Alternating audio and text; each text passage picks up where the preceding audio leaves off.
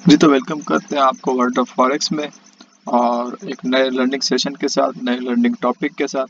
तो आज का जो हमारा टॉपिक है वो है सपोर्ट एंड रेजिस्टेंस। बहुत ही बेसिक टॉपिक है, बहुत ही इजी है और हर फाइनेंशियल मार्केट में ये आपको देखने को मिलेगा, ना सिर्फ फॉरेक्स में बल्कि स्टॉक्स में, क्रिप्टो में और कमोडिटीज़ में।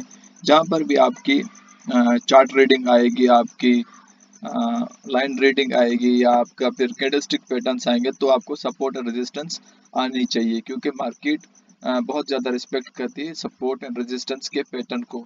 तो फर्दर डिले से पहले चलते हैं अपने टॉपिक की तरफ और देखते हैं कि सपोर्ट और रेजिस्टेंस है क्या, हमें क्या बेनिफिट होगा और हम किस तरह से सपोर्ट और रेजिस्टेंस को ट्रेड कर सकते हैं। तो डेफिनेशन पे चलते हैं। Support and resistance is one of the most widely used concept in technical analysis. These two concepts serve as the backbone of price action। देखें, इसको हम बैकबोन इस वजह से कह रहे हैं कि ये इतना बेसिक है और इतना इजी टू अंडरस्टैंड टॉपिक है और इतना ये मार्केट में यूज होता है कि हम इसको बैकबोन का नाम दे रहे हैं। अब आप इसी से अंदाज़ा लगा सकते हैं कि ये कितनी दफ़ा मार्केट में आएगा और कितनी दफ़ा मार्केट इसको रेस्पेक्ट करेगी। And can help you identify potential entry and exit point. ये मार्केट में बहुत ज़्यादा बनेगा और आपको पोटेंशियल एंट्री और एग्जिट पॉइंट तक देगा। Support and resistance strengthly enough everyone seems to have their own idea and how you should measure support and resistance. हर किसी के पास अपना आइडिया होता है, हर किसी का अपना कॉन्सेप्ट होता है, हर किसी का अपना वे होता है कि किस तरह से सपोर्ट और रेजिस्टेंस को बैलेंस करते हुए हम चल सकते हैं मार्केट और किस तरह से हम उनको ड्रॉ कर सकते हैं। तो चलते हैं आगे। Hence the price moves up and then pulls back. The highest point reaches before it pulled back is called resistance। यानी कि मार्केट ऊपर जा रही थी, एक पॉइंट आया, उसके बाद मार्केट अगेन गिर गई, फिर मार्केट वहां तक गई अगेन ऊपर वाली जगह पर, फिर मार्केट गिर गई। यानी कि ऐसे समझे कि एक बच्चा है जो बॉल फेंक रहा है लेकिन छत को लगकर वापस आ जाता है। अगेन बच्चा ट्राई करता है, छत को लगता है, बॉल वापस आ जाता है। तो जो छत है, जो ऊपर वाली हमारा सीलिंग है, हम उसको रेजिस्टेंस कहेंगे। आप इसका सिंपल सा एग्जांपल ले सकते हैं।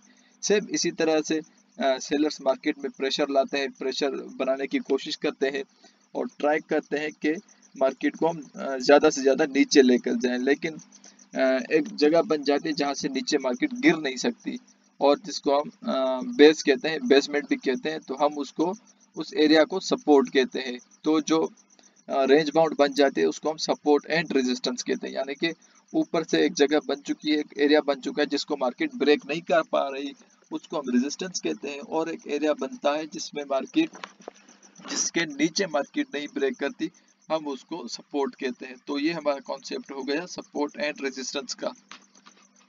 when the uh, when the price moving when the price continues up again, the lowest point reaches before it start back is called support. Support level indicate where there will be a surplus of buyers, creating buying pressure that supports the price। यानी कि यहाँ पर again support पर market I थी लेकिन again buyers market में आ गए और ग्रीन कैंडल्स बनना स्टार्ट हो गई। तो बायर्स का प्रेशर बढ़ने की वजह से हमारा बाइंग प्रेशर बना और मार्केट ने सपोर्ट को रिस्पेक्ट करते हुए अगेन सपोर्ट को टेस्ट करके मार्केट ऊपर चली गई। Hence the trend is down trend. अगर हमारा डाउन ट्रेंड था तो डाउन ट्रेंड को मार्केट ने रोका, फिर अगेन वापस चली गई बाय साइड में। तो इसी हिसाब से हम सपोर्ट और रेजिस्टेंस को मेजर भी कर सकते हैं और ड्रॉ भी कर सकते हैं। और मार्केट जब रेस्पेक्ट करती है सपोर्ट और रेजिस्टेंस को, तो हम वहां से सेलिंग और बाइंग रेस्पेक्टिवली कर सकते हैं। मैं आपको दिखाता हूं यहाँ पर एक एग्जांपल सपोर्ट और रेजिस्टेंस का, ताकि आपके कॉन्सेप्ट मजीद क्लियर हो सके। ये देखिए, ये मार्केट नीचे आ रही थी, ये इसने सपोर्ट बनाई क्योंकि इस एरिया को मार्केट ब्रेक नहीं कर पाती, यहाँ तक आई, फिर बायर्स आ गए, ऊपर लेकर गया। ये एरिया क्या हो गया, रेजिस्टेंस, ऊपर वाला एरिया। यानी कि यहाँ से फिर ऊपर नहीं जा रही मार्केट, जहाँ से मार्केट को ऊपर ना जाने दिया जाए वो होगी रेजिस्टेंस, जहाँ से नीचे ना जाने दिया जाए उसको हम कहेंगे सपोर्ट। तो ये रेजिस्टेंस, ये सपोर्ट। अब यहाँ पर ब्रेकआउट हो गया सपोर्ट का। जब ब्रेकआउट हो गया तो नेक्स्ट जो सपोर्ट बनी, फिर हम उस सपोर्ट को नेक्स्ट सपोर्ट पे कनेक्ट करेंगे। यानी कि यहाँ पर जो पहले सपोर्ट थी अब वो रेजिस्टेंस बन चुकी है और हमारा ट्रेंड जो है वो डाउन ट्रेंड हो चुका है। आपने अभी ट्रेंड्स को भी पढ़ा हुआ है, अगर नहीं पढ़ा तो आप चैनल पर जाकर टाइप्स ऑफ ट्रेंड्स में ट्रेंड को आइडेंटिफाई कर सकते हैं। अब यहाँ पर जो ब्रेकआउट हुआ है उसने क्या किया कि जो पहले सपोर्ट थी अब उसको रेजिस्टेंस में कन्वर्ट कर दिया, यानी कि हमारा ट्रेंड अभी कंटिन्यू हो गया सेलिंग में।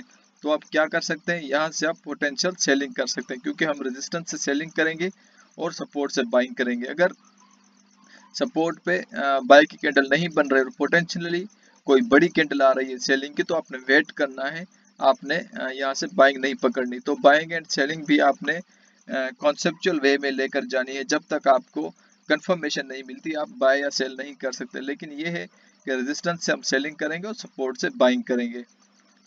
अब यहाँ पर हम ट्रेड कैसे कर सकते हैं सपोर्ट और रेजिस्टेंस को, हमने पढ़ तो लिया सपोर्ट रेजिस्टेंस होती क्या है, किस तरह से फॉर्म होती है, क्या उसके मेथड्स हैं। लेकिन अब यहाँ पर यह आता है कि हम उसको ट्रेड कैसे कर सकते हैं। अब यहाँ पर कुछ वेज है, मैं आपको ये बताता हूँ। In the basic way this is how support resistance is normally traded. Trade the bounce, यानी कि जब सेलिंग से मार्केट ऊपर जाए अब बाय पकड़ लें, अब बाय में बैठ जाए जब तक रेजिस्टेंस टच ना हो। When bye when the price falls towards support, यानी कि जब सपोर्ट पे आ जाए मार्केट आप सिंपली बाय कर लें, और जब अपनी वैल्यू रेजिस्टेंस के करीब हो, रेजिस्टेंस पे पहुंच जाए, उसके बाद सेलिंग की कैंडल आपको दे, आप वहां से सेलिंग कर दें। सिंपल, कोई डिफिकल्टी नहीं है। अगर अगर यहाँ पर जैसे हुआ कि सपोर्ट जो थी वो अब रेजिस्टेंस बन चुकी, यानी कि ट्रेड अब अपना ट्रेड सेटअप चेंज हो चुका और सपोर्ट रेजिस्टेंस ब्रेक हो चुकी, तो जो पहले वाली जो सपोर्ट थी अब वो रेजिस्टेंस बन चुकी है, यानी कि ट्रेंड कंटिन्यू हो रहा है। तो क्या आ रहा है यहाँ पर, ट्रेड द ब्रेक, यानी कि ब्रेक हो चुका है जब buy when the price breaks through resistance, यानी कि लेट सपोज यहाँ पर अगर हम इसको इन्वर्ट कर दें, अगर मार्केट यहाँ से ब्रेक करके ऊपर चली जाती तो हम इसको कहते हैं कि हम रेजिस्टेंस लेवल से अगेन बाइंग करेंगे और हमारा ट्रेंड जो होगा वो कंटिन्यू बाय में ही जाएगा। Sell when the price breaks down through support, जैसे कि यहाँ पर हो रहा है, सपोर्ट से पोटेंशियल ब्रेक आया तो आप सेलिंग कर देंगे और सेलिंग में प्रॉफिट उठाएंगे, क्योंकि ट्रेंड अभी कंटिन्यू होने वाला है, ट्रेंड अभी मजीद सेलिंग में जाने वाला है। तो ये था सपोर्ट और रेजिस्टेंस का कॉन्सेप्ट, कुछ इस तरह से भी आपको चार्ट में नजर आएगी। ये देखिए रेजिस्टेंस, मेजर रेजिस्टेंस जिसको हम कहेंगे, ये हमारी मेजर सपोर्ट, और ये minor resistance and minor supports. बहुत इजी जोन्स बनते हैं यहाँ पर सपोर्ट और रेजिस्टेंस के, और आप सपोर्ट से बाइंग कर सकते हैं और रेजिस्टेंस से सेलिंग कर सकते हैं। लेकिन कंफर्मेशन कैंडल आने के बाद, अब कंफर्मेशन कैंडल जब तक नहीं बनती तब तक आप सेलिंग या बाइंग नहीं कर सकते, क्योंकि फिर यहाँ से ये होता है कि रिवर्सल भी आ सकता है मार्केट में, या फिर मार्केट अपने ट्रेंड को कंटिन्यू भी कर सकती है, जैसे यहाँ पर हुआ। यहाँ पर अगर आपने बाइंग की होगी बिना कंफर्मेशन के तो मार्केट देखें सेलिंग में ही चली गई और आपका लॉस हो सकता है। तो लॉसेस को अवॉइड करने के लिए कंफर्मेशन कैंडल का वेट करें, जब तक कंफर्मेशन कैंडल नहीं आती आप ट्रेड ना लें। तो सपोर्ट एंड रेजिस्टेंस बहुत ही ईजी कॉन्सेप्ट और बहुत ज़्यादा मार्केट में पाया जाता है। तो आज का यही टॉपिक है, मिलते हैं नए टॉपिक के साथ, नई वीडियो के साथ। तब तक के लिए दुआ में याद रखिएगा और चैनल को सब्सक्राइब करना ना भूलिएगा।